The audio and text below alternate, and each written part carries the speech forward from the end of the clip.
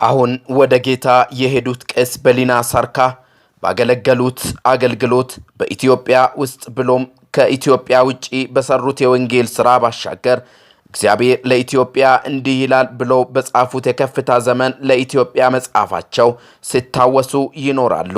የከፍታ ዘመን ለኢትዮጵያ የተባለው ይህ መጽሐፍ ባለራእዩ ስለ ኢትዮጵያ የተመለከቱት ራእይ ነው። እግዚአብሔር ራእዩን በ1994 ዓመተ ምህረት ወደ ባለራእዩ እንዳመጣ ባለራእዩ ይናገራሉ። በአፍሪካ፣ በኢሲያ፣ በአውሮፓ፣ በአሜሪካ እንዲሁም በአውስትራሊያ በመዟዟር እግዚአብሔርን አገልግለዋል። በጀርመን ሀገር ሄርማንስበርግ ከሌሊቱ 9 ሰዓት ገደማ የከፍታ ዘመን ለኢትዮጵያ የተሰኘው የራእይ መስኮት ለባለራእዩ ተከፈተ። ሙሉ ታሪካቸው ከመጽሐፋቸው መረዳት ይቻላል። ውድ የመልእክተኛ ሚዲያ ተመልካቾቻችን ለዚህ ቻናል አዲስ ከሆኑ ሰብስክራይብ፣ ላይክ፣ ለሌሎችም እንዲደርስ ሼር በማድረግ ቤተሰብ ይሁኑ። ከፍታ ዘመን ለኢትዮጵያ ከተጻፉት ትንቢቶች መካከል አብዛኛው ተፈጽመዋል፣ ሌሎች ደግሞ በመፈጸም ላይ ይገኛሉ። ዓለም ሁሉ ፊቷን ወደ ኢትዮጵያ በማዞር ላይ ትገኛለች። ምክንያቱም የኢትዮጵያ ለውጥ የተጨበጠ መረጃ ሆኗል። ይህንን አውጃለኝ ኢሳይያስ 60 ማወጅ ጀመርኩ።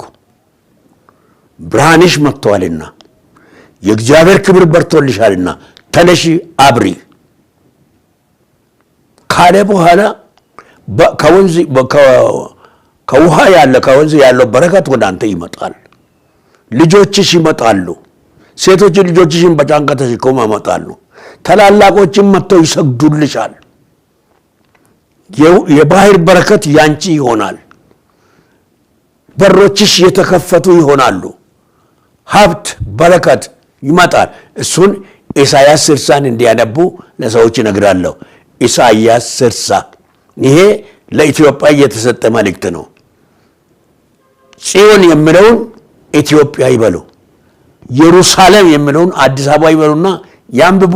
መልስ ያገኛሉ እና መልሱ ይመጣል ማለት ነው።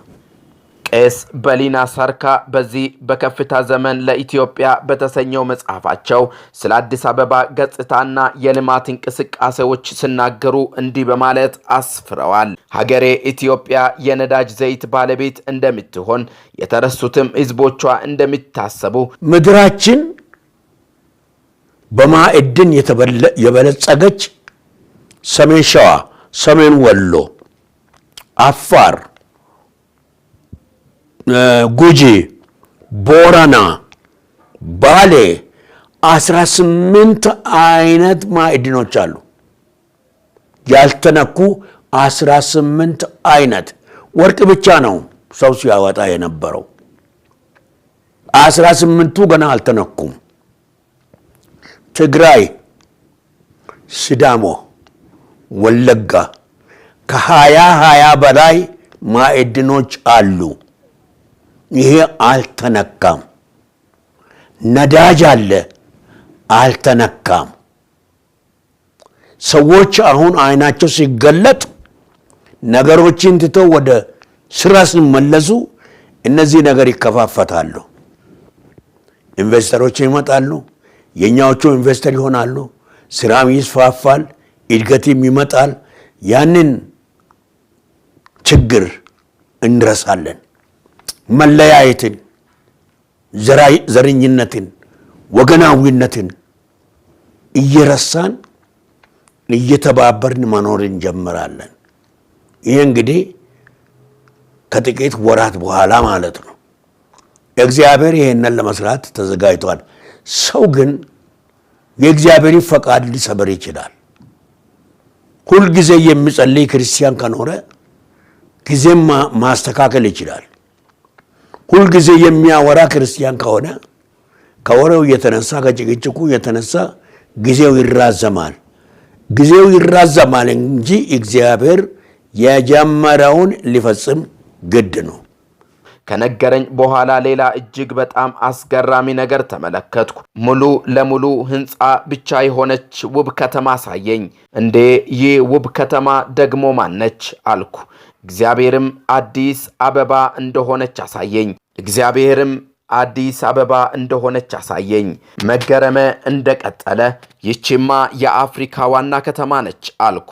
እግዚአብሔር ግን የለም ይቺ ዓለም አቀፍ ውቧ ከተማ ነች አለኝ።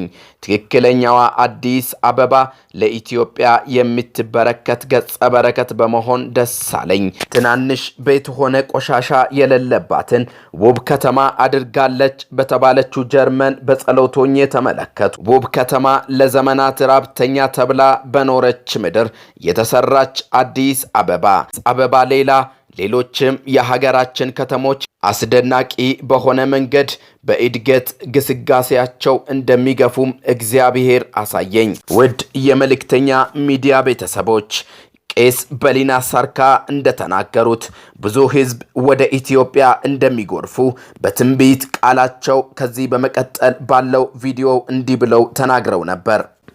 ይህንን አውጃለኝ ኢሳይያስ 60 ማወጅ ጀመርኩ። ብርሃንሽ መጥቷልና የእግዚአብሔር ክብር በርቶልሻልና ተነሺ አብሪ ካለ በኋላ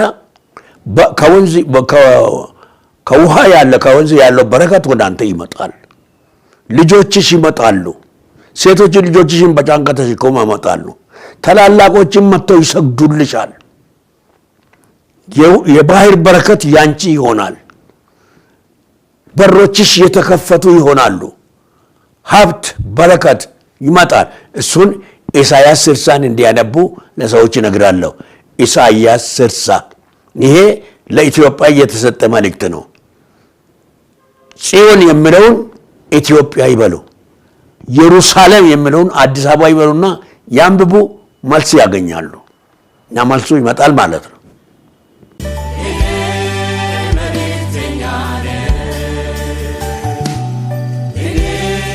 መልእክተኛ